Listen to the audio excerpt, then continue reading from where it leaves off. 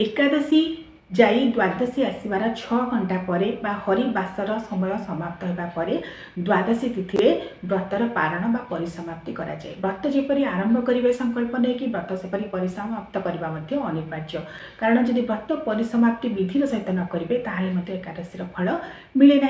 तेणु एक बार पूर्व दिन करेंगे। एकादशी व्रत दिन आपण मैंने निर्जला रही व्रत करेंगे। जदि आपंकर शारीरिक असुस्थता भाव रोचे आपण मैंने जल ग्रहण करेंगे, जलाहार करेंगे, फलाहार करेंगे, फल क्षीर को ग्रहण कर एकादशी व्रत ग्रहण करेंगे।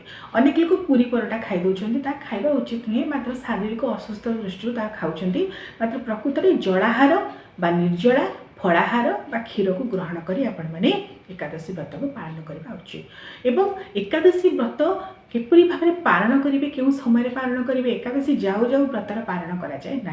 जो दिन एकादशी व्रत आपण मैंने पालन करेंगे, एकादशी दिन सूर्योदय ठार आरंभ कर द्वादशी सूर्योदय पर्यंत संपूर्ण भाव में एकादशी व्रत को पालन कर। द्वादशी तिथि आसब, द्वादशी तिथि 6 घंटा पर हरिवासर समय जहाँ को कहुए, द्वादशी तिथि आरंभ 6 घंटा पर्यंत समय को हरिवासर बोली कहुए। से समय परिसमाप्ति पर ही द्वादशी तिथि व्रतर परिसमाप्ति कर नचेत यह समय संपर्क में जदि आपण मैंने जापार ना, द्वादशी तिथि सूर्योदय पर आपण मैंने सूर्य को जल अर्घ्य दे श्री नारायण विष्णु को पंचोपचार विधि पूजा करी तापर ही एकादशी व्रतर पारण करेंगे।